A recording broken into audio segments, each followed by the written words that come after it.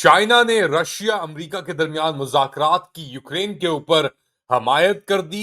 America में नए FBI director काश पटेल कंफर्म हो गए और इलॉन मस्क को अर्जेंटीनियन सदर ने क्या तोहफा दिया। लेट अली शो यू के इस एपिसोड में आप सबको खुशामदेद और ये सब खबरें और तफसीलात आपको बताएंगे।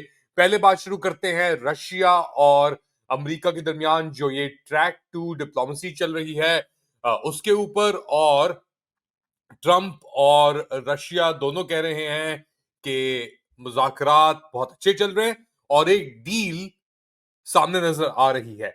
अब चाइना ने आके ये कहा है कि जो एक कंसेंसस डेवलप हुआ है अमेरिका और रशिया के दरमियान, इसके ऊपर चाइना बहुत हिमायत करता है। इनफैक्ट जो चाइनीज फॉरेन मिनिस्टर है वजीर खारजा वांग यी, उन्होंने क्या कहा है कि जो रीसेंट कंसेंसस है अमेरिका और रशिया के दरमियान, ये जंग खत्म करने का सबसे बेहतरीन मौका है यूक्रेन के अंदर 3 साल बाद। स्पेसिफिकली उन्होंने कहा कि चाइना ऐसे हर इकदाम जो अमन की तरफ रवा करते हैं सिचुएशन को, उनकी हिमायत करता है और जितनी मदद कर सकता है चाइना इस प्रोसेस के अंदर वो करेगा। अब बात हो रही थी अमेरिका की नहीं, बात चल रही है कि चाइना को और रशिया को किस तरीके से एक दूसरे से जुदा करना है। ये बात मार्को रूबियो ने भी कही थी कि जी रशिया को एक न्यूट्रल स्टांस लेना पड़ेगा जो उनकी एक तरीके से कॉम्बाइन बना हुआ है अब चाइना और रशिया के दरमियान, इसको तोड़ना पड़ेगा। मगर मेरा अंदाजा यह है, असेसमेंट यह है कि अगर ये पीस मुआहिदा, अमन मुआहिदा हो जाता है रशिया और यूक्रेन के दरमियान अमेरिका की मुदाखलत के साथ, तो फिर चाइना और रशिया का पल्ला और भारी हो जाएगा। वो एक ज्यादा मुस्बत तरीके से एक दूसरे के साथ कोऑर्डिनेशन कर सकेंगे, जो वो कर रहे हैं। याद रखें, चाइना ने बेनिफिट उठाया रशियन एनर्जी रिसोर्सेज का, ऑयल का। दूसरी तरफ टेक्नोलॉजी मिली रशिया को चाइना की तरफ से, बेसिकली अपनी जंग के अंदर एडवांसेस करने का, क्योंकि सैंक्शंस लगे हुए थे। चाइना ने एक गोली भी फायर नहीं की।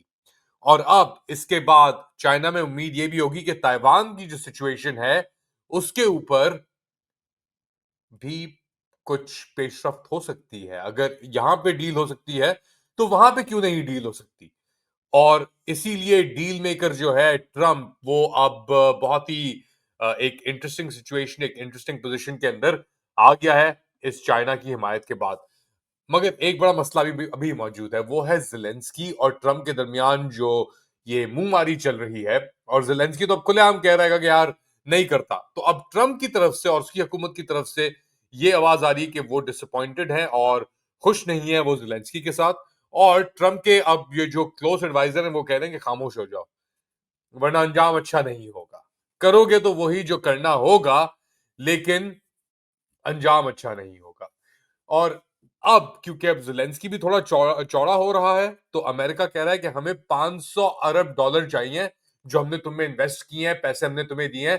और या तो वो रेयर अर्थ मिनरल्स के अंदर हो, क्योंकि याद रखें कि यूक्रेन के पास बहुत सारे ऐसे रेयर अर्थ मिनरल्स मौजूद हैं और मिनरल्स मौजूद हैं, कॉपर भी है उनके पास, हर किस्म का उनके पास पत्थर और ये जिनकी जरूरत होती है बेसिकली टेक के अंदर भी, सैटेलाइट्स के अंदर भी। तो अब ये कह रहे हैं कि जी हम आपसे 5 अरब डॉलर हमें आपसे चाहिए होंगे जो हमने आपके इन्वेस्ट किए हैं, तो आप हमें तैयार हो जाए देने के लिए। तो अब यूक्रेन को खोलनी पड़ेंगी अपनी कानें, पैसा तो है नहीं उनके पास, इकोनॉमी उनकी वैसे तबाह हो गई। और इंटरेस्टिंगली बहुत सारे रेयर अर्थ मिनरल्स जो यूक्रेन के पास हैं वो डॉनबास के एरिया के अंदर हैं, जो भी रशियन कंट्रोल और कब्जे के अंदर है फिलहाल। तो एक इंटरेस्टिंग सिचुएशन डेवलप होगी वहां पे भी डेफिनेटली इस जंग को लेकर।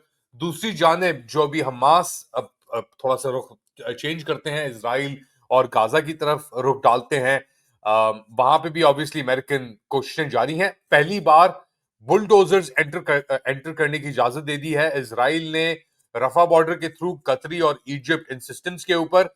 और ये बुलडोजर घुस के अब जो मलबा है उसे साफ करेंगे। और इंशाल्लाह उम्मीद यह है कि रमजान का महीना शुरू होते हुए वहां पे कंस्ट्रक्शन एक्टिविटी शुरू हो जाएगी। जो मोबाइल होम सेंटर होने थे कैरावान की सूरत के अंदर वो हो जाएंगे। लेकिन एक और मसला खड़ा हो गया, ये जो हमास ने ये 4 बॉडीज इजरायली हॉस्टेजेस की, प्रिजनर्स की रिलीज की, जिसके अंदर बच्चे भी शामिल थे, बेबास फैमिली का नाम लिया जा रहा है। तो उसको लेकर और जो उसके इर्द गिर्द तस्वीरें लगाई गई, उससे इजराइल के अंदर एक बहुत परेशानी सी पैदा हो गई है। इनफैक्ट अब जो वॉर हॉक्स हैं वो कह रहे हैं कि जंग दोबारा शुरू करो। ये लोग वही थे जो नवंबर 2023 के अंदर जो इजरायली अटैक्स के अंदर जाँ बाक हुए थे, और हमास ने नवंबर 2023 के अंदर ये ऑफर कर दिया था इजरायलियों को कि यार आप ये बॉडीज ले लें, मगर इजरायलियों ने कहा था कि हम नहीं लेंगे, तो ये साइकोलॉजिकल वॉरफेयर है। अब उसको फ्लिप करके ये दिखाया जा रहा है कि जी हमास ने ये लोग मारे हैं। ऐसा नहीं हुआ। अब ये स्काई न्यूज की रिपोर्ट भी इसके ऊपर आई है कि ऐसा नहीं हुआ, ये मरे थे इजरायली एयर स्ट्राइक्स के अंदर, मगर उसे स्पिन इस तरह किया जा रहा है कि ये हमास के ऊपर एक और इल्जाम तराशी की जाए और एक और इल्जाम लगाया जाए कि भाई हमास रिस्पॉन्सिबल है इसका। इनफैक्ट अब कौन रिस्पॉन्सिबल है वो हम सब जानते हैं। वारंट उनके ऊपर खुले हुए हैं, मगर उन वारंट्स की इंटरनेशनल क्रिमिनल कोर्ट के अंदर नेतन्याहू के खिलाफ या योआव गलागान के खिलाफ कोई अहमियत या हैसियत नहीं है, क्योंकि अमेरिका जो दियो उनके पीछे खड़ा हुआ है वो ये होने नहीं देगा। ट्रंप की पोजीशन बहुत क्लियर है, अमेरिकन लॉ मेकर्स की पोजीशन के ऊपर बहुत क्लियर है, और अब इजरायली सोसाइटी को अपने अंदर ही डिसाइड करना पड़ेगा कि वो किस रुख, किस डायरेक्शन में नेतन्याहू को, इस जंग को, इस पूरे निजाम को लेके जाना चाहते हैं, क्योंकि ये चीज सस्टेनेबल नहीं है। और इजरायली भी जानते हैं ये चीज सस्टेनेबल नहीं है लॉन्ग टर्म। अमेरिका के अंदर ही मेरे ख्याल से जो भी मुज़ाकरात हुए हैं रियाद के अंदर, और फैसिलिटेशन जो दी है रियाद ने अमेरिका रशिया के दरमियान मुज़ाकरात को आगे बढ़ाने के लिए, उसके अंदर रियाद की पोजीशन भी बड़ी मजबूत हुई होगी इंटरेस्टिंगली। तो चीजें हरकत में हैं, रवा हो रही हैं।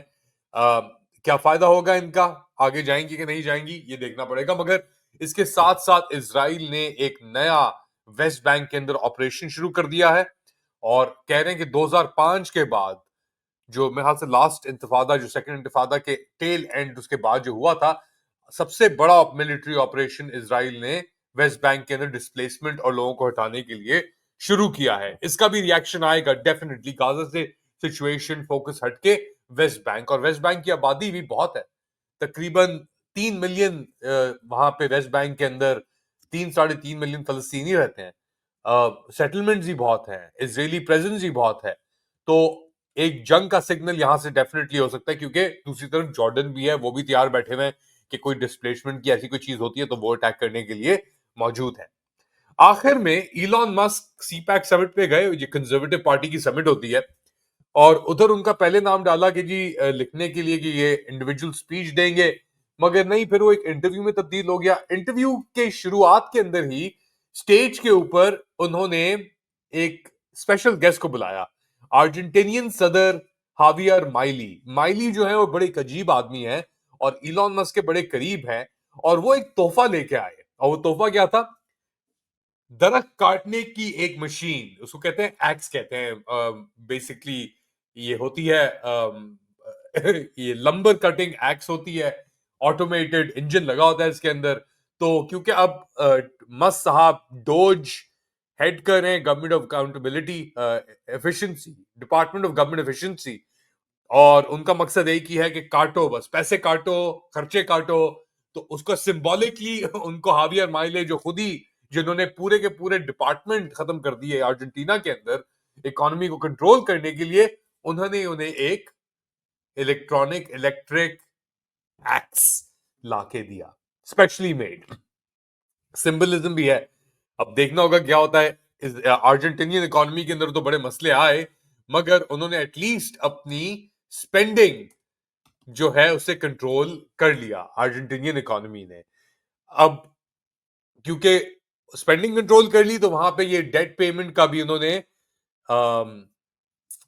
एक तरीके से कंट्रोल किया है। मगर उनके ऊपर एक फ्रॉड एलिगेशन लगी है हावे और माइली के ऊपर, कि उन्होंने जो क्रिप्टो करेंसी प्रमोट की और वो फिर क्रिप्टो करेंसी डूब गई, स्पेशल इन्वेस्टर्स को हजारों डॉलर का नुकसान हुआ ईच इन्वेस्टर को, तो उसके फ्रॉड के इल्जाम भी लग गए।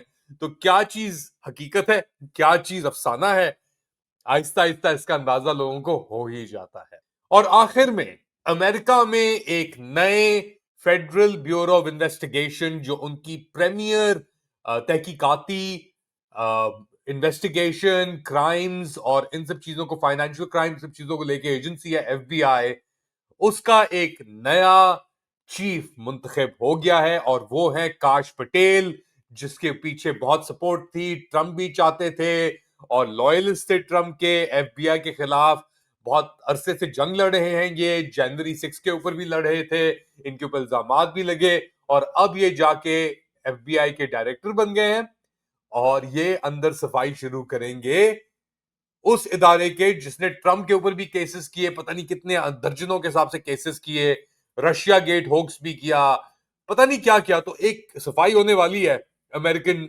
जुडिशियल सिस्टम और ये पुलिसिंग सिस्टम के अंदर और काश पटेल उसे लीड करेंगे।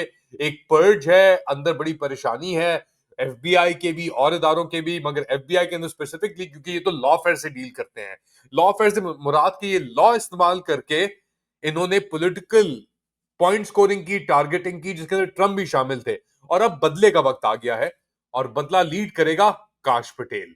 इंटरेस्टिंग होगा वॉच करना, बट बहुत इसके अंदर मसले भी क्रिएट होंगे क्योंकि जुडिशियल सिस्टम है, लॉ इसके ऊपर बेस्ड है और अगर वो बदले उतार रहे थे तो यहां पे कैसे बदले उतरेंगे, आप खुद ही अंदाजा लगा सकते हैं। आप क्या समझते हैं बताएं मुझे कमेंट सेक्शन के अंदर। Do like, subscribe and share this content. अपना ख्याल रखिएगा, अगली बार तक अल्लाह हाफिज।